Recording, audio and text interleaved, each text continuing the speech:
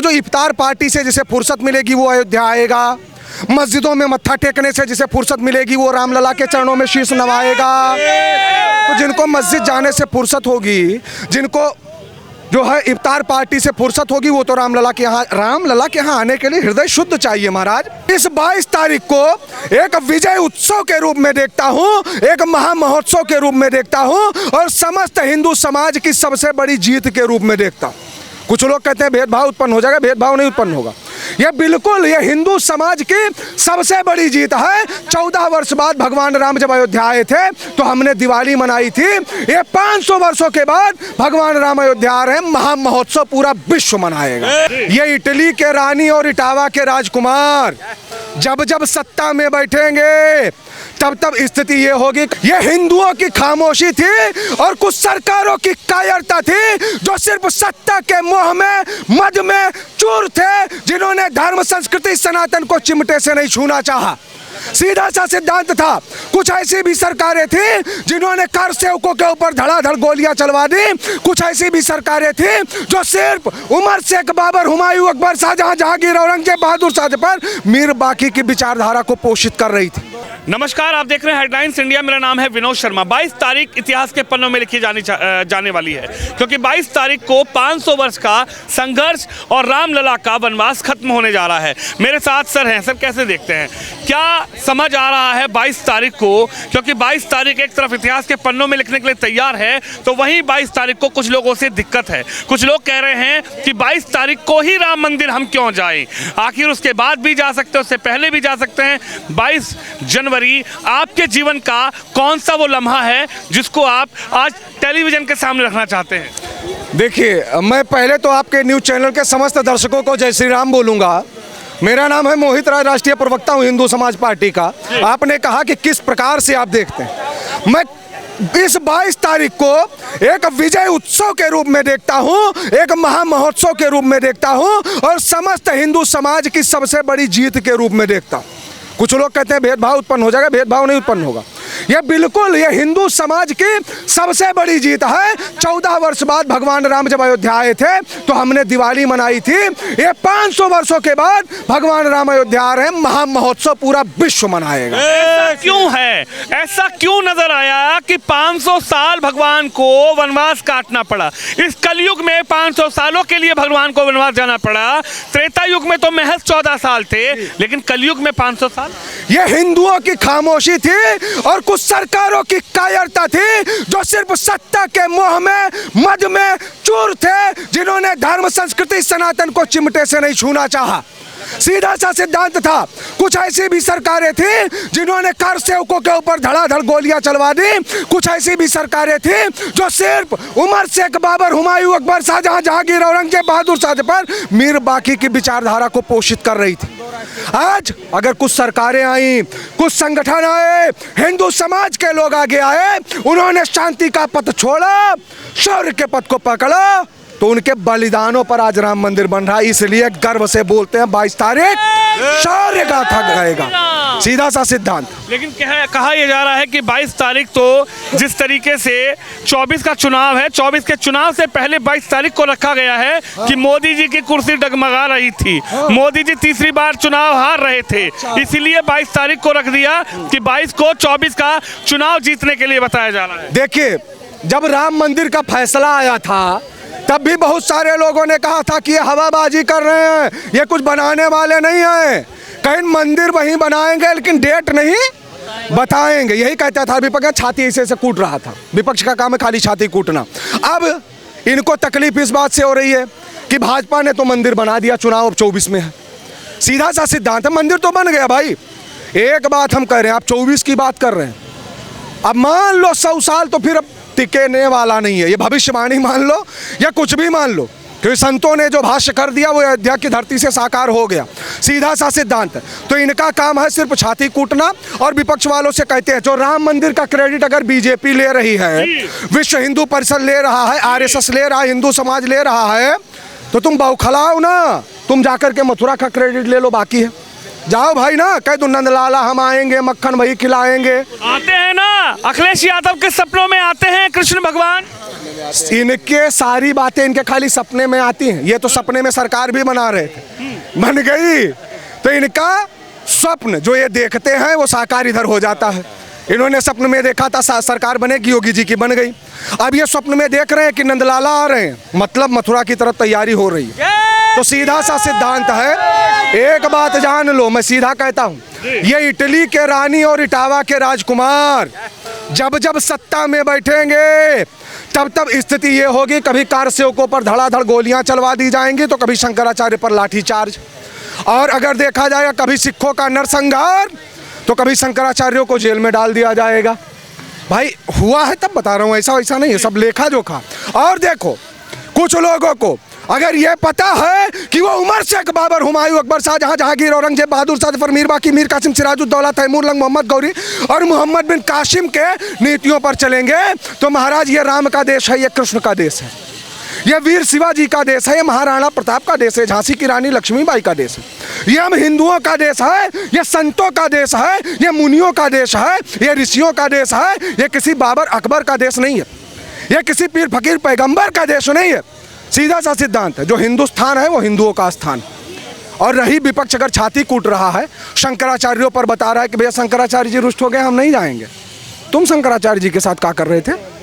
बहुत अच्छा कृत्य किए थे, बताइए। मैं कांग्रेस वालों से पूछता हूँ, अन्य नेताओं से पूछता हूँ, भैया काहे छाती कूट रहे हो? पहले के समय में आप लोगों को बताना चाहता हूँ, पहले के समय जब कहीं हवन होता था, यज्ञ होता था, तो उसमें क्या होता था, कुछ राक्षस आ जाते थे बाधा डालने के लिए। अब तो ससुर बुलाने पर भी नहीं आ रहे, यही राम राज्य है, न्योता दे दो नहीं आएंगे, क्योंकि उनको पता है कि महाराज गांडीव और सारंग, गांडीवधारी अर्जुन और सारंगधारी भगवान राम के तरकस पर बाण चढ़ा है। वो बाण जब छूटेगा तो अत्याचारी, अनाचारी, दुराचारी, पापाचारी, लोपाचारी, व्याभिचारियों का सर्वनाश, एक तरफ से सर्वनाश। ये जान लीजिए, जो मुगलों की विचारधारा को पोषित कर रहे थे, बाबर उज्बेकिस्तान का माँ उसकी मंगोल की आया, यहाँ मारा, वहाँ का दफनाया, काबुल में गया मजार, तुम बाबरी मस्जिद की छाती यहाँ कूटोगे, मारा। कहा बता दे, संवैधानिक दायरा है। हाँ भाई, लेकिन डर नहीं है जी। ये बाबर यहाँ नहीं है भाई, ये बाबर की धरती नहीं है, सीधा खदेड़ा जाएगा लाठी मारकर। और ये जान लीजिए, अभी तो ये आप अयोध्या देख रहे हैं, अयोध्या तो सिर्फ एक झांकी है, काशी मथुरा अभी बाकी है। सीधा सा सिद्धांत, एक नारा 1984 में निकला था, जब सोमनाथ से लेकर के अयोध्या की रथ यात्रा निकली थी कि रामलला हम आएंगे, मंदिर वहीं बनाएंगे। वो नारा बदल गया, रामलला हम आ गए और मंदिर वहीं बना गए। हाँ भाई गए, जो बनाना था इनको बना करके वो गए। अब यहाँ रामलला जी विराजमान हो रहे हैं। लेकिन राजनीति क्यों हो रही है? अखिलेश यादव कहते हैं कि भैया कौन आया, कौन निमंत्रण दे गया। उन्हीं के विधायक पूर्व मंत्री कह रहे हैं कि जरा दिखाइए अखिलेश भैया को किसने निमंत्रण दिया। फिर अखिलेश यादव ये कहते हैं कि हमें निमंत्रण की आवश्यकता ही क्या है, राम के मंदिर में बुलाने के लिए किसी के निमंत्रण की जरूरत क्या है। अखिलेश यादव आएंगे कि नहीं आएंगे? जब आवश्यकता नहीं है तो नहीं बुलाया जाएगा, जाओ। जब तुमको आवश्यकता नहीं तो नहीं बुलाया जाएगा, साफ बात। भाई मिठाई जिसको अच्छी लगेगी उसे खिलाया जाएगा। जिनका मन मस्जिद में लगा है, अब वो सोच रहे हैं कि कब्रिस्तान का आवंटन कैसे हो, हज जाने वालों की सब्सिडी कैसे माफ कराई जाए, अमरनाथ यात्रा पे कैसे टैक्स लगाया जाए। तो जो इफ्तार पार्टी से जिसे फुर्सत मिलेगी वो अयोध्या आएगा, मस्जिदों में मत्था टेकने से जिसे फुर्सत मिलेगी वो रामलला के चरणों में शीश नवाएगा। तो जिनको मस्जिद जाने से फुर्सत होगी, जिनको जो है इफ्तार पार्टी से फुर्सत होगी, वो तो रामलला के यहाँ आने के लिए हृदय शुद्ध चाहिए महाराज। मोहि कपट छल छिद्र न भावा, यहाँ छल है, ईर्ष्या है, मत्सर, द्वेष, विकार, छल प्रपंच चलने वाला ही नहीं। आप क्या बात करते हैं इनकी? अब क्या बोला जाए भाई, ये नहीं आ पाएंगे भाई। आप न्योता दे भी दोगे तब भी ये नहीं आ पाएंगे। कौन सा मुंह दिखाएंगे इन अयोध्यावासियों को कि हमारे बाप दादाओं ने तुम्हारे कर सेवकों के ऊपर गोलियां चलवा दी थी, सरयू के इस जल को रक्त प्रवाहित कर दिया था, लाल कर दिया था। या क्या वेदना व्यक्त करेंगे? कोठारी बंधुओं की क्या स्थिति हुई थी कर सेवकों के ऊपर, जिसमें वो क्या करने गए थे? पूजा करने तो गए थे, गोलियां चलवा दिए थे। शरद कोठारी, राम कोठारी का अस्तित्व ये बताता है कि नृशंस हत्याएं की गई थी अयोध्या में। महाराज वो दौर दूसरा है, ये दौर दूसरा है। ये जान लो। और ये क्या है, ये सब यूथ है। अब जिस ओर जवानी चलती है उस ओर जमाना चलता। माँ फरहा हो जा वहीं आई वो तो। राहुल गांधी क्यों नहीं आना चाहते? वो कह रहे हैं कि हम 22 को क्यों जाएं। मल्लिकार्जुन खड़गे कह रहे हैं 22 तारीख को ही क्या निमंत्रण है, 22 तारीख को ही क्यों जाएं हम। सोनिया दीदी कह रही हैं, प्रियंका दीदी कह रही हैं। कुछ लोग, अब मैं कहूँगा नहीं, आप सर्च कीजिएगा आपको मिलेगा, पुराना कोट्स उठा करके देखिएगा, आप जाकर के देखें। कुछ लोग ऐसे हैं, कुछ नेता, कुछ राजनेता ऐसे हैं जो मात्र 10 साल पहले जो है बाबर की मज़ार पर गए थे। कहाँ पर? काबुल में। काबुल कहाँ इस समय? अफगानिस्तान में है शायद। हाँ, अफगानिस्तान में ही है। तो जब उनको बाबर की मज़ार पर जाने से फुर्सत होगी तब यहाँ अयोध्या में आएंगे। यही तो स्थिति है, सीधा सा सिद्धांत है, बताने की आवश्यकता नहीं है। जो बाबर की विचारधारा के पोषित हैं, जो जिन्ना की विचारधारा के पोषित हैं, जो मुगलों की विचारधारा के पोषित हैं, आपको लगता है वो सिर्फ और सिर्फ वोट बैंक की राजनीति। हमारा जे ये जान लिया, हिया जी, हिया इरामे के कृपा भाई, यहाँ योगी जी आ जाएंगे, यहाँ मोदी जी आ जाएंगे तो प्रचंड बहुमत में जीतेंगे।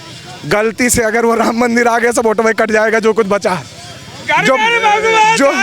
जो बचा है वो भी कट जाएगा। डर इसी बात का है कि जो बचा है वो भी कट जाएगा। कौन लेगा उसको? अखिलेश यादव लेंगे, मायावती लेगी, ओवैसी लेंगे, राहुल गांधी लेंगे, नीतीश कुमार लेंगे, ममता दीदी लेगी। किसके पास जाएगा वो वोट? ओवैसी कौन है? ओवैसी कौन? ये हैदराबाद वही ओवैसी हैं जो कह रहे हैं कि मस्जिद थी, मस्जिद है, मस्जिद रहेगी और हृदय में मस्जिद जिंदा रहेगी। देखो ओवैसी जो जानते हो, हम आपका बताते हैं ओवैसी के अर्थ। ओवैसी जो है कुछ विपक्ष वालों के लिए बहुत बड़ा नेता हो सकता है, मीडिया वालों के लिए बहुत बड़ा टीआरपी हो सकता है, मुस्लिमों के लिए बहुत बड़ा खलीफा हो सकता है। मेरी नज़र में अकबरुद्दीन ओवैसी, असदुद्दीन ओवैसी अंगा है। और अंगा का मतलब क्या होता है वो आप समझ सकते हैं, सीधा सा सिद्धांत। बाकी दूसरी बात आप सुनो, ओवैसी जो बता रहे, हम अपनी पीढ़ियों को बताते रहेंगे वहाँ मस्जिद थी, तुम बताते रहो, हम चाहते हैं तुमको याद आता रहे। कहीं कि हम अपने 7 पीढ़ियों को बताते रहेंगे। 5 पीढ़ी निकालो भी हिंदू निकल आओगे, 5 उलझो भी हिंदू निकल आओगे। बताओगे किसको भाई? बताओगे किसको? मैं पूछना चाहता हूँ, बताओगे किसको? उन पीढ़ियों को बताओगे? तुम बताते रहो, तुम छाती कुछ दिन बाद जानते हो क्या कहेंगे? ए भैया सभी लोग सुन लो, कुछ दिन बाद ओवैसी कहने वाले हैं कि हम अपने पीढ़ियों को बताते रहेंगे कि मथुरा पर भी मस्जिद थी। हम अपने पीढ़ियों को बताते रहेंगे कि ज्ञानवापी परिसर के अंदर भी एक मस्जिद थी। हाँ, ओवैसी को देखो सुनो